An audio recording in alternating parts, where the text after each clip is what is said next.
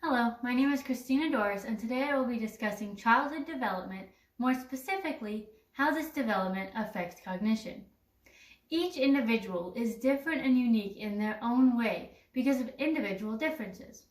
According to Galati, individual differences is a term used to describe how separate people approach the same task in different ways.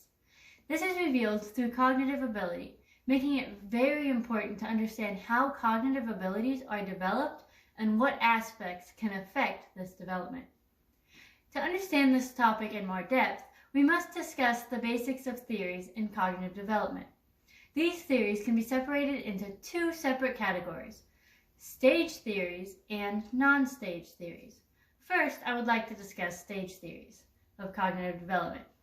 These theories present the belief that children are fundamentally different than adults, and also that individuals go through specific stages in a specific order. The stage theory perspective therefore presents the idea that what a child learns in one stage will help them develop further when they get to the next stage. Think of the abilities as Jenga pieces or building blocks.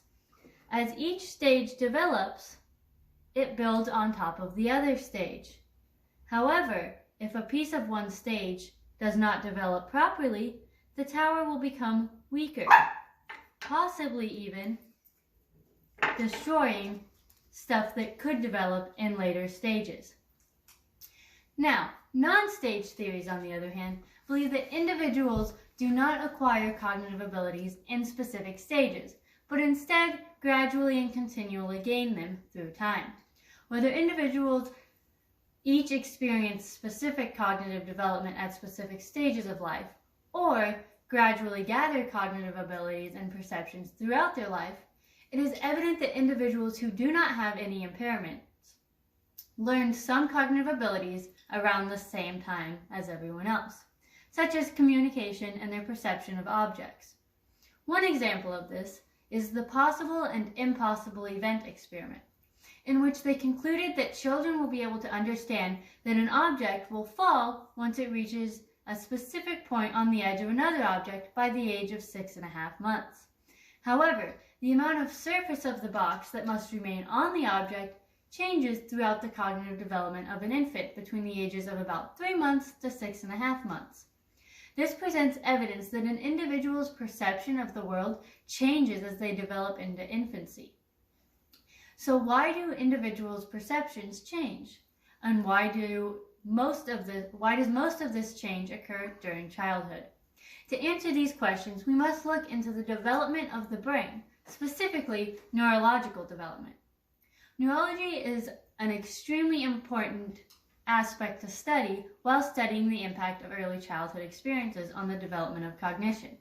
In fact, the brain will continue to develop for 4 years after an individual is born, and therefore the first 4 years of an individual's life is essential to their cognitive development. There are two things that occur to synaptic connections between neurons during development.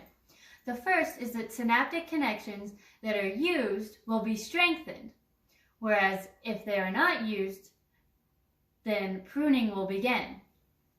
This is when synaptic connections are not used and the brain gets rid of them. This pruning is a huge contributor to individual differences in cognition. One aspect that is related to these individual differences can be found in a study conducted by Levi, Goldstein, and Feldman. This study addressed the way in which experiences shape the neural basis of empathy in children. Throughout this study, they discovered that the amount of empathy in which an individual portrays develops within the first years of their life. The amount of empathy that an individual portrays in different situations throughout their life changes amongst individuals. Where one person might show drastic amounts of empathy, another individual may not show any empathy at all. This presents the differences in cognitive perspective of the situation. One aspect of neural strengthening is discussed in an article by Sturyan and McCannu.